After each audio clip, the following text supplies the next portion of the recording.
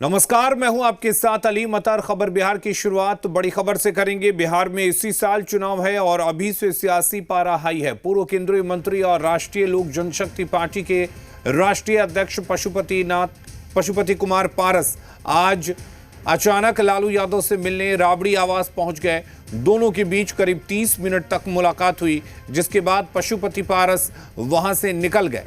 अब कयास ये लगाए जा रहे हैं कि पशुपति पारस जल्द महागठबंधन का हिस्सा होंगे। उनकी पार्टी जल्द ही महागठबंधन का हिस्सा बनेगी। वहीं इस मुलाकात पर आरजेडी के राज्यसभा सांसद और तेजस्वी यादव के सबसे करीबी संजय यादव ने बड़ा बयान दिया है। उन्होंने कहा है कि स्वाभाविक बात है, पशुपति पारस राजनीतिक पृष्ठभूमि से जुड़े व्यक्ति हैं और लालू यादव से उनकी मुलाकात हो रही है, तो निश्चित तौर पर अगर महागठबंधन में आते हैं तो इसके फायदे होंगे।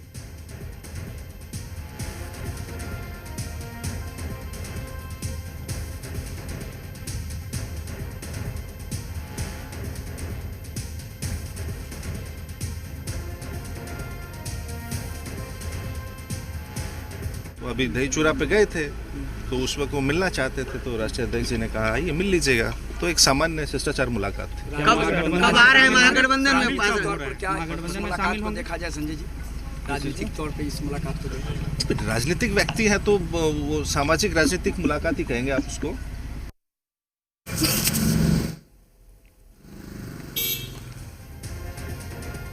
तो पशुपति पारस और लालू यादव के बीच करीब आधे घंटे तक मुलाकात हुई और बातचीत के बाद पशुपति पारस राबड़ी आवास से निकल गए।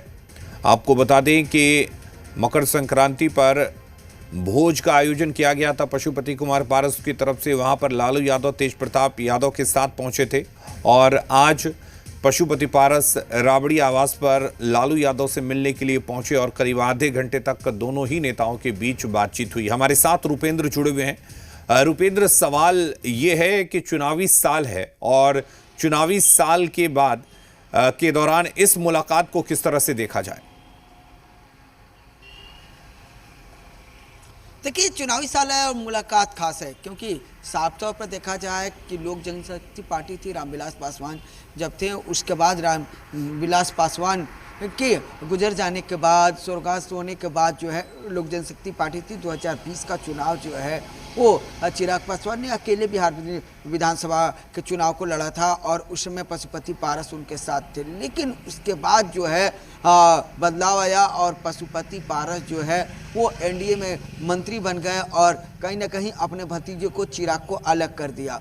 और उसके बाद जो है जहाँ तक चुनाव आयोग दोनों पार्टी गई और चुनाव आयोग ने दोनों को अलग अलग नाम दे दिया और अलग अलग सिंबल दे दिया और जो झोपड़ी सिंबल था एलजेपी का उसको सीज कर लिया। तो साफ तौर पर दोनों अलग अलग धाराएं होगी। अब जो है चिराग पासवान केंद्र में मंत्री हैं, पशुपति पारस जिस तरह से लोकसभा चुनाव में उनको एक भी सीट एनडीए की तरफ से नहीं मिला और एनडीए के मंच पर वो दिखे, लेकिन लगातार एनडीए में उनकी जो है जो प्रभाव है वो घटता गया, एनडीए में उनकी पूछ कम होती गई। उसके बाद जो है उन्होंने यह फैसला कर लिया कि अब जो है विपक्ष की तरफ से वो राजनीति करेंगे और यही कारण है कि मकर संक्रांति के दिन उन्होंने मुख्यमंत्री से लेकर एनडीए के तमाम नेताओं को और खुद लालू यादव जो बिहार के दिग्गज राजनेता हैं, जो एक तरह से कहा जाए कि बिहार के मजे हुए राजनेता हैं, मजे हुए खिलाड़ी हैं राजनीति में, उनको भी निमंत्रण दिए।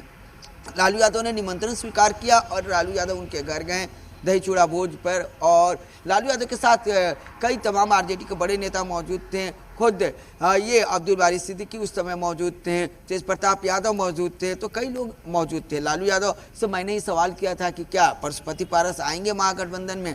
उन्होंने कहा हाँ जरूर आएंगे। और उसके बाद जो है कल राहुल गांधी पटना आते हैं। राहुल गांधी जाते समय दिल्ली खुद आते हैं, लालू यादव से मुलाकात करते हैं, बातें होती हैं और उसके एक दिन के बाद जिस तरह से पशुपति पारस की फिर से एंट्री होती है लालू आवास में, आधे घंटे बात होती हैं। उस समय जब बातें हुई तो खुद तेजस्वी यादव मौजूद थे, लालू यादव मौजूद थे, खुद मीसा भारती मौजूद थी, संजय यादव राज्यसभा सांसद वो मौजूद थे, रोहिणी आचार्य मौजूद थी। तो ये तमाम लोग की मौजूदगी में बात होती है। पशुपति पारस के साथ उनके भतीजे और पूर्व सांसद प्रिंस राज जो हैं वो भी थे और उसके बाद यहाँ से आधे घंटे के बाद निकल जाते। फिर संजय यादव ने कहा कि आते हैं तो बहुत अच्छा होगा और साफ तौर पर ये पूरी तरह से तय कर लिया गया है कि अब पशुपति पारस जो है महागठबंधन का हिस्सा होंगे।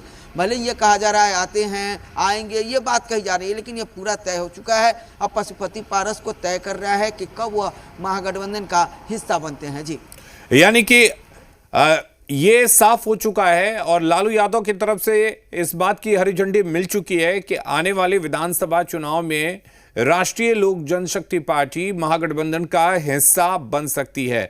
बस ये माना जाए कि एक औपचारिक ऐलान होना बाकी है। जी, बहुत साफ तौर पर देखा जा सकता है कि एक औपचारिक ऐलान होना बाकी है, क्योंकि जिस तरह से पशुपति पारस, क्योंकि जब एलजेपी बनी थी, जब रामविलास पासवान उसके राष्ट्रीय अध्यक्ष थे, तो उसका संगठन का काम जो है वो पशुपति पारस देखते थे और पशुपति पारस इसीलिए ये थे कि संगठन मेरे पास है। लेकिन उससे पहले तो बीजेपी पशुपति पारस को रखी, उसके बाद फिर चिराग को अपने साथ लाई, क्योंकि चिराग की तरफ से बीजेपी को लगा कि जनाधार काफ़ी है। लेकिन पशुपति पारस जो है हार मानने वाले नहीं हैं। पशुपति पारस जो उनका संगठन जो उन्होंने बनाया था रामविलास पासवान के साथ, अपने भाई के साथ जब पार्टी में थे, उस संगठन को जिंदा करने में लगे हैं। अभी अभी पशुपति पारस महुआ के लिए निकले हैं, महुआ में वो कार्यक्रम करेंगे। तो साफ तौर पर पशुपति पारस ने जो भी नेता उनके साथ हैं, पशुपति पारस के साथ, उनको संकेत दे दिए हैं कि आने वाले चुनाव में वो महागठबंधन के साथ रहेंगे, लालू यादव के साथ रहेंगे। और यही कारण है कि सभी जगह से महागठबंधन की तरफ से हाँ हो रही है। जहां तक रहा कांग्रेस का सवाल था, ठीक है, लालू चलिए इंतजार करते हैं कि इसका औपचारिक ऐलान कब होता है। रुपेंद्र, फिलहाल के लिए बहुत बहुत शुक्रिया तमाम जानकारी देने के लिए।